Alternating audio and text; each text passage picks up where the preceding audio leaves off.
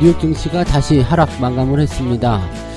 CPI 지표에 대한 경계심도 당연히 있겠습니다만은 기술주들이 또 부진한 모습을 보였습니다. 유가는 또 계속 상승하고 있고 부담감을 계속 주는 내용인 것 같습니다. 투자자들은 일단 경계심리를 좀 드러내고 있는 모습이죠. 한 발짝 물러서서 지켜보자 이런 느낌이고요. 기술주들의 하락은 일단은 매도를 또 부추기는 그런 형태가 되었습니다. 전반적인 미국 증시 상황들 알아보도록 하고요. 요즘에 테마주들이 많이 움직이다 보니까 빚내서 투자하시는 분들이 많이 늘어났습니다. 그동안 뭐 초전도체, 맥신, 뭐 양자 컴퓨터 등등 요즘엔 로봇 테마까지 같이 만들어진 모습인데, 이렇게 테마주들에 대한 기대치들이 높아지다 보니까 현재 자금이 부족한 상황에서 빚을 내서 투자하시는 분들이 늘어났고, 또 변동성이 커지다 보니까 여기에 대한 어떤 반대 매매에 대한 우려감도 커지고 있다고 합니다. 빚내서 투자하는 거 좋지 않죠? 네, 하지만 이 부분들, 지금 계속 유행처럼 번지고 있는데 어떤 식으로 봐야 되는지 알아보도록 하겠습니다. 시가총액 상위 종목군들의 지각 변동이 일어나고 있다고 합니다. 2차전지 종목군들이 대거 이탈하는 모습이 나올 것이다, 이런 전망이 나오고 있죠. 실질적으로 이제 시총 상위에 포진되어 있었던 2차전지 종목군들의 그런 시가총액이 낮아지다 보니까 아래쪽에서 치고 올라오는 종목들이 그 자리를 대신할 것이다, 이런 전망이 나타나고 있습니다. 시총 상위 종목군들 어떻게 변화하고 있는지 알아보도록 합니다.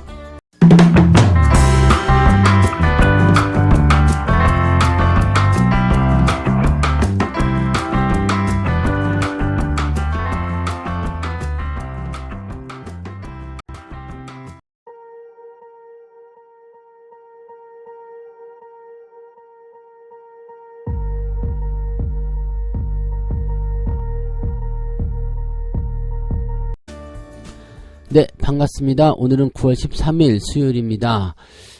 미국 증시가 하락세를 보이면서 변화를 좀 가져왔어요. 나스닥이 마이너스 1.04% 하락했고요. 다우지수는 마이너스 0.05% 하락했습니다.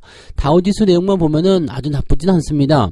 뭐 하락 출발했다가 장중에 크게 오르기도 했었죠. 그러다가 다시 떨어지면서 보합 수준이 마무리된 건데, 나스닥 같은 경우는 하락 출발 살짝 반등하는 것처럼 보였지만 오늘 플러스로 넘어간 적이 없습니다. 그러면서 계속 하락세를 보여줬고요. 결국엔 1% 넘게 하락세를 보였습니다. 자, 이렇게 된다라면 극명하게 갈리죠. 경제지표에 대한 부분들은 그다지 큰 문제는 되어 보이지 않는다. 하지만 기술주들에게는 크게 문제가 되어 보인다. 이런 식으로 나올 수 있는 모습이겠죠. 자, 여기 이런 지표 상황으로 놓고 본다라면은 딱 한 가지밖에 없습니다. 연준의 긴축 정책이 더 강화될 수 있다. 뭐 이런 식으로 해석할 수밖에 없겠죠. 기술주들이 부담을 겪을 수 있는 내용은 뭐 실적이 좀 감소했다라거나 아니면은 이런 긴축 정책에 대한 부담감 때문에 뭐 계속적으로 그 금리가 올라간다든지 이런 식으로 얘기를 좀 해볼 수 있는 내용이거든요. 근데 뭐 사실 두 가지 다 들어가 있죠. 유가의 상승으로 인해서 원자재 가격에 부담이 늘어나게 될 테고요. 그럼 실적이 좀 감소할 수 있겠죠. 그 다음에 물가가 올라가다 보니까 연준은 긴축기도 유지할 수 있다. 자, 이게 전부 다 누구 때문이에요? 네, 유가 때문이고, 이 유가가 상승했었던 배경 가장 처음으로 들어가면은 그 러시아에 있는 그 시블루무시키 때문에 그렇게 되었다라고 보시면 되겠죠. 네, 누구라고 말 안 했어요. 그냥 시블루무시키다 이렇게 보시면 되겠죠. 자, 내용을 살펴볼게요. 애플, 이제 기술주들 먼저 얘기가 나오네요. 애플은 애플파크에서 행사를 열고 아이폰 15 시리즈와 애플워치 등 새로운 신제품을 선보였다. 하지만 애플의 주가는 1% 정도 하락했다. 이게 중국 당국에서의 공무원 아이폰 사용 금지령, 이것이 이제 하락에 대한 어떤 압박이다, 이렇게 볼 수도 있는 거고요. 실질적으로 이제 그 신제품을 내세웠을 때 여기에 대한 어떤 기대치들이 높아져야 되는데, 사람들이 지금 그런 부분에 대한 기대치를 많이 갖고 있는 것 같지는 않더라고요. 그래서 신제품을 출시를 했는데 뭐 이 부분들이 어차피 중국에서 많이 안 팔릴 거 아니냐부터 시작해서 뭐 그 기능이 그 기능 아니겠느냐, 뭐 새로운 그 신제품에 대한 기대치가 높지 않다. 또 생활도 어려운데 신제품 나오면 뭐하냐, 바꿀 수도 없다. 뭐 이런 식의 얘기들 나왔던 것 같습니다. 그래서 뭐 주가가 1% 정도 하락했다는 것은 뭐 큰 문제는 없어 보입니다만은, 신제품 출시에 대한 효과가 없었다라는 것은 제법 큰 충격으로 받아들일 수 있지 않을까 생각이 좀 드네요. 이 부분 참고하시고요. 자, 오라클의 주가도 분기 매출이 시장의 예상치를 밑돌고 다음 분기 매출 전망치도 예상치를 밑돌았다. 이렇게 되면은 많이 빠지죠. 13% 정도 떨어졌습니다.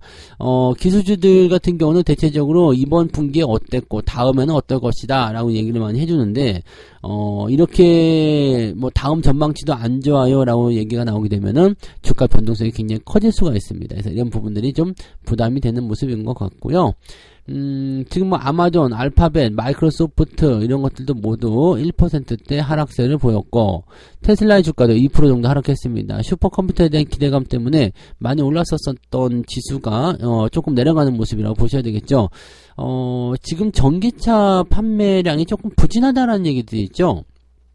가격이 너무 높다 이런 식으로 얘기가 나오기도 하고요. 또 가격 인하에 대한 이야기가 나오다 보니까 가격이 점점 떨어지고 있다는 얘기가 있습니다. 그래서 이 판매량 같은 경우가 정체되어 있는 부분들은 가격이 내려오다 보니까 좀 더 기다리자, 쌀 때까지 기다리자 이런 식으로 얘기가 나올 수도 있는 모습인 것 같아요. 그래서 전기차 판매량이 전체적으로 좀 많이 줄었다라고 얘기가 나와 있고요. 그러다 보니까 이제 하이브리드 자동차들의 판매량이 많이 늘어나고 있다는 분석이 또 나왔습니다.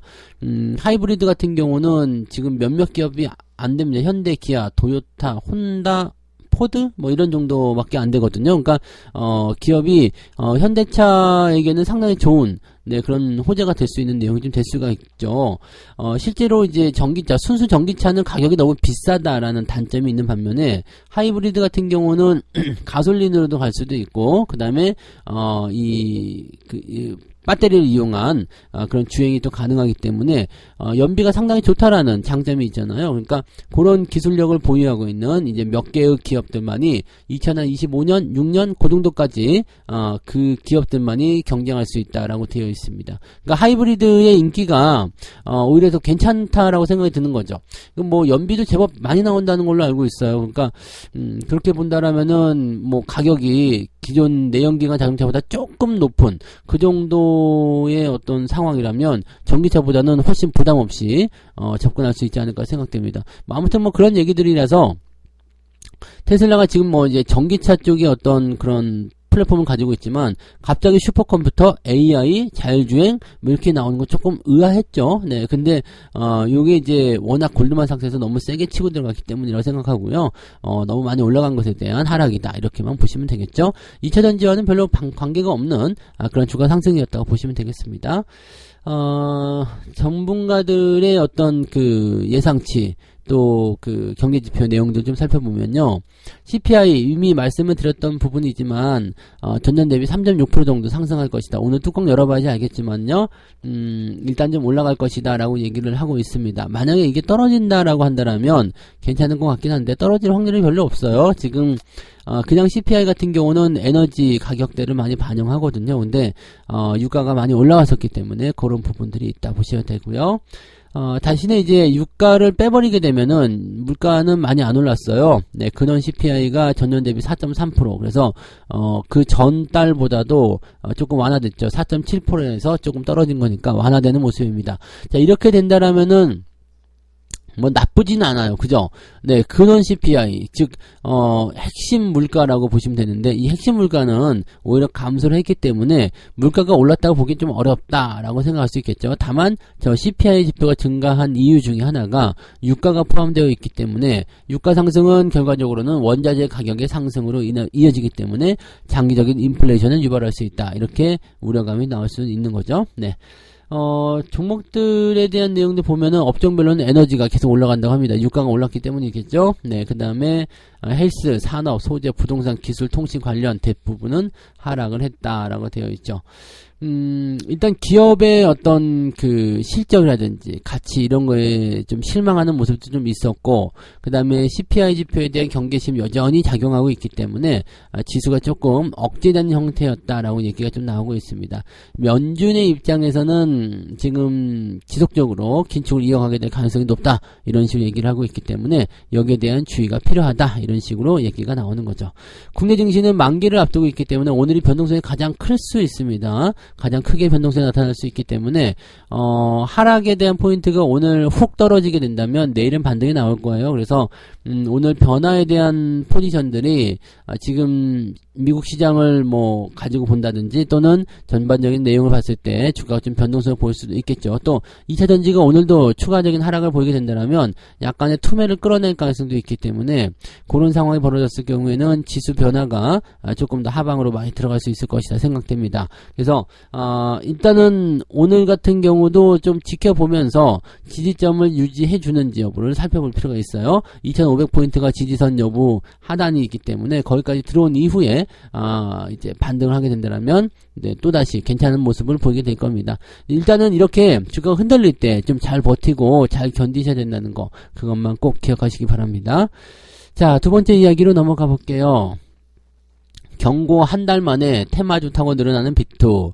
자, 비투가 너무 늘어나다 보니까 이제 경고 메시지를 좀 보냈었죠. 조심하자. 네, 이렇게 얘기를 좀 했었는데 그럼에도 불구하고 계속적으로 올라갑니다. 2차전지부터 시작한 이 테마주 열풍이 2차전지 쪽에 사실은 테마가 이 비투가 가장 많아요. 그 다음에 초전도체, 맥신, 로봇 이렇게 가면서 변화가 계속해서 일어나고 있다. 즉 테마 쪽으로의 어떤 비투 증가는 어떻게 보면 되게 자연스러운 현상이기도 합니다. 왜냐면 개인 투자자들이 좋아하다 보니까 또 자금력이 부족한 상태에서 조금 더 많은 수익을 내려고 비투를 하게 되는 경우가 많이 있잖아요. 그렇긴 한데 이 신용융자 잔액이 너무 크게 올랐다는 게 문제겠죠. 지금 11일 기준으로 봤을 때 신용융자 잔액이 20조 4천억 이렇게 되어 있습니다. 지난해 말보다 16조 원, 지난해 말이 16조 원이었는데 이거보다 한 24% 증가했다고 되어 있는 거죠. 금융당국이 이제 경고 메시지를 보냈던 게 20조 5,500억 정도였는데 지금 좀 내려가는 듯 하다가 다시 또 원상복귀되는 모습이었죠. 네.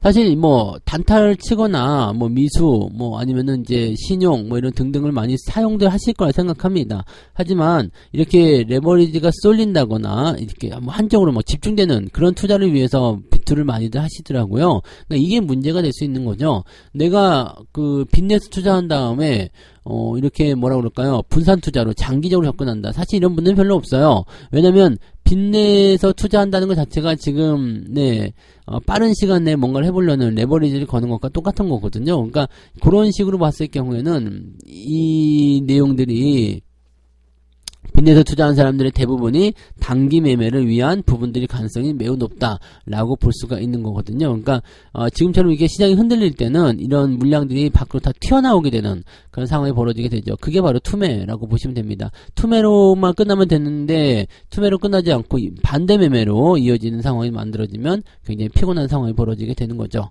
자, 내용을 좀 더 살펴보면요. 경고 메시지를 보냈었던 그 시점 이후에 일부 증권사들은 이제 테마주들에 대해서 신규 신용융자를 중단하기도 했었다. 라고 되어 있어요. 그래서 신용융자 금액이 약 한 4천억 정도 줄었었네요. 20조 원 정도로 조금 감소했었는데 9월이 되면서 다시 증가세를 보였다. 이렇게 되어 있습니다. 신용융자가 지속적으로 늘어나고 있다. 그러니까 코스피 같은 경우는 370억 정도 증가했고요. 코스닥 같은 경우는 1,800억 증가했다고 합니다. 많이들 이건 다 증권사 배불리는 거 아시죠? 신용이자도 만만치가 않거든요. 이게 한 10% 넘죠, 요즘에. 금리가 높아서. 그래서 이 대출이자나 마찬가지라서요.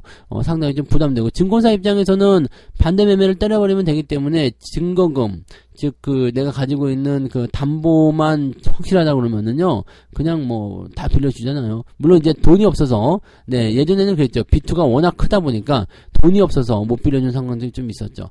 근데 어쨌건 간에 신용이 지금 20조 원이라는 것은 조금 문제가 됩니다. 주가가 올라가게 되면 신용이 같이 늘어나는 경우는 있어요. 그렇지만 지금 시장 상황이 뭐 우상향을 계속 해주는 것은 아니기 때문에 지금 20조 원으로 늘어났다는 이 신용을 살펴봤을 때는 기업의 이제 시장 대비해서 기업의 주가가 비정상적으로 많이 뛰어 올라간 종목들이 많이 있다, 이렇게 보실 수가 있습니다. 그래서 그런 자금들이 비정상적으로 주가를 끌어올렸고 그 종목들이 떨어지기 시작할 때는 이런 차트에 대한 그 폭탄, 네, 매도 폭탄이 일어날 수도 있습니다. 그래서 항상 주의를 해주셔야 된다는 것을 꼭 명심하셔야 됩니다. 그래서 테마주 이름 붙어 있거나 조금 집단군을 이루는 종목군들 중에서 단기적으로 많이 오르는 종목군들은 조심하셔야 되겠다라고 판단하시면 되겠습니다. 요즘에는 총선도 얼마 남지 않았기 때문에 정치 테마주도 요즘에 계속 이름을 올리더라고요. 그 노을인가 이것도 정치 테마주라면서요.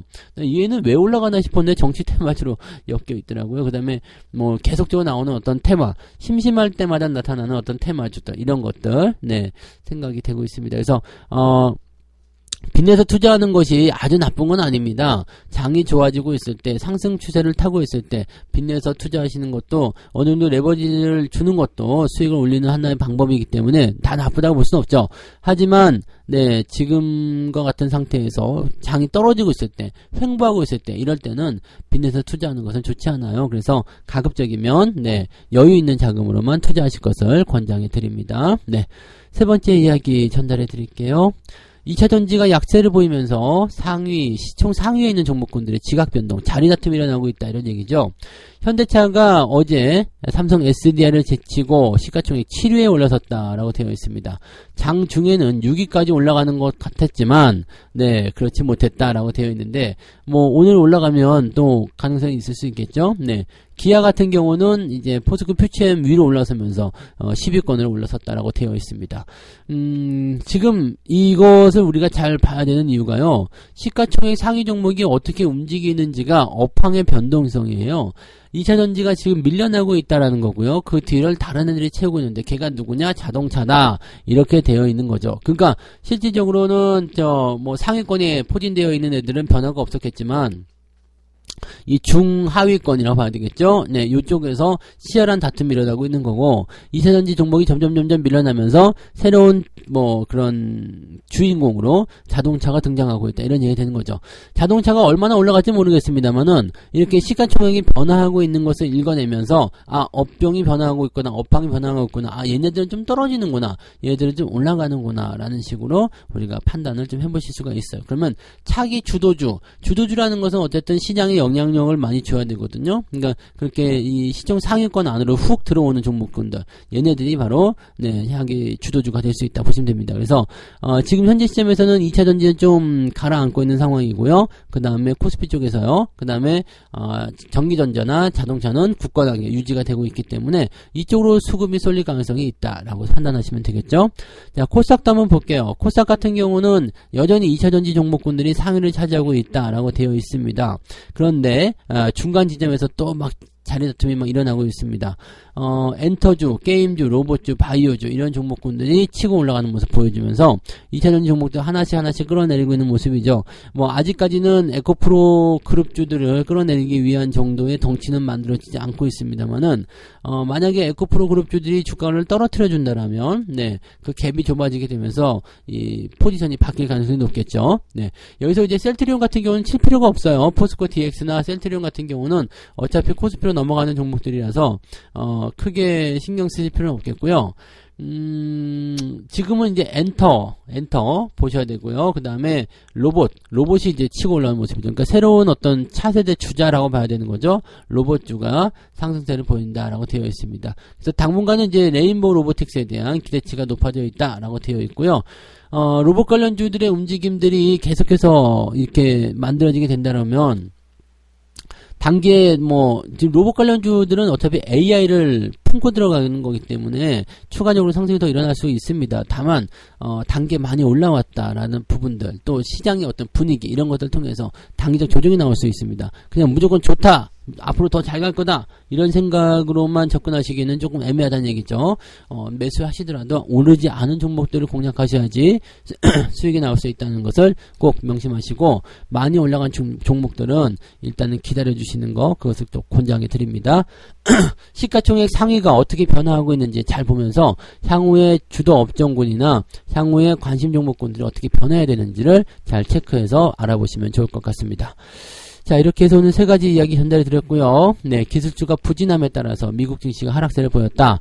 약간의 부담감을 좀 가지고 있을 수 있겠습니다만, 국내 증시는 어차피 만기를 앞두고 있어서, 네, 재미없는 장이에요. 그러니까, 요럴 때, 오히려 악재가 나와서 잘 됐다. 이렇게 보시면 되겠죠. 자, 그 다음에 이렇게 기술주의 변동을 겪게 되면, 주가가 좀 떨어지는 상태에서 2차전지가 조금 더 변화를 겪을 수도 있다. 이 정도 생각하시면 되겠고요. 자, 테마주를 타고서 늘어나고 있는 비투, 빚에서 투자하는 이 금액들은요, 반드시 조심하셔야 됩니다. 변동성이 굉장히 커지는 시점에서 투매를 동반한, 그런, 매물 폭탄이 일어날 수도 있기 때문에, 그렇게 되면은, 상당히 큰 피해를 보실 수가 있어요. 그래서 가급적이면 빚에서 투자하지 않기를 바라고요. 지금은 시기적으로도 빚에서 투자하기에는 좋은 시기가 아니다라고 보셔야 됩니다. 시가총액 상위 종목군들이 변화를 겪고 있는데 순위 변화는 일단 업종의 어떤 흐름들이 어떻게 바뀌고 있는지를 알려주는 모습이라서 긍정적으로 우리가 생각해 볼 수 있는 내용은 좀 되겠습니다. 그러니까 그런 정도로 우리가 판단해 보시면 좋을 것 같고요. 뭐 부담감을 크게 가질 필요는 없을 것 같아요. 네, 크게 부담을 가질 이유는 없기 때문에 지금 시점에서만 딱 놓고 봤을 경우에는 네, 2차전지가 내려오는 그런 양상을 보이고 코스피 코스닥 둘 다 마찬가지죠. 네, 그 자리를 비우면서 코스피 쪽에서는 자동차가 치고 올라가고요. 코스닥 쪽에서는 로봇이라든지 엔터 뭐 이런 종목군들이 치고 올라가고 있다라고 보시면 되겠습니다. 그래서 이렇게 지각 변동이 일어나는 부분들을 잘 보시면 내가 어떤 종목에 투자해야 되는지가 나타날 수 있다는 걸 참고하시면 되죠. 네. 자, 책 한 곡 읽고 마무리하도록 하겠습니다. 당신은 돈을 잃게 될 것을 너무나 두려워한 나머지 최고의 매수 기회를 놓치게 된다. 주식시장에서 돈을 잃으면 안 되기 때문에 당신은 지나치게 조심스럽기 때문이다. 그러한 태도를 겁나는 돈으로 매매한다 라고 표현한다. 그리고 그러한 태도는 판단을 흐리게 하여 결국에는 실패할 수밖에 없다. 네, 무슨 얘기인지 아시겠죠? 뭐 B2 이야기 나와서 또 이런 내용이 읽혀지는지 모르지만 빚을 내서 투자하면은 겁이 나요. 그리고 단기적으로 꼭 써야 되는 돈, 한 달 후에 꼭 써야 되는 돈이야. 뭐 전세 보증금 이런 거 있잖아요. 그런 거 가지고 투자했다가 손실 보게 되면 아주 큰 낭패를 보게 됩니다. 그래서 절대적으로 여러분들 그런 것들은 조심하시기 바라고요. 조급한 마음에 또는 이런 불안한 돈을 가지고 투자하게 되면은요, 이제 정상적인 판단을 내기가 좀 어려워요. 그러니까 그런 것들을 꼭 참고해 주시면 되겠습니다. 아시겠죠? 네. 좋은 돈은 뭐예요? 내 돈이죠, 내 돈. 내 돈을 가지고 투자하시는 안정적인 투자 하시기 바랍니다. 일단은 투자는 심리가 안정이 되어야지만이 좋은 결과를 낼 수가 있는 거죠. 네. 자, 오늘 여기까지 이야기 해드리고요. 오늘도 약간 변수가 예상되니까요. 이미 알고서 들어오는 거지만 그래도 아플 거예요. 그러니까, 네, 변수가 예상되는 부분들은 어느 정도 감안하시고, 네, 시장 바라보시면 좋겠습니다. 다행히 올라가게 된다면 좋은 일이 생길 거고요. 그렇지 않다라면 약간의 변수, 뭐, 피하기가 좀 어렵지 않을까 생각되는데, 네, 아무튼 잘 이겨내시고요. 저는 장중시장 때 다시 또 이야기 해드리도록 하겠습니다. 고맙습니다. 본 방송에서 제공되는 모든 정보는 투자 판단의 참고 자료이며 투자의 최종 책임은 본 방송을 이용하는 본인에게 있습니다.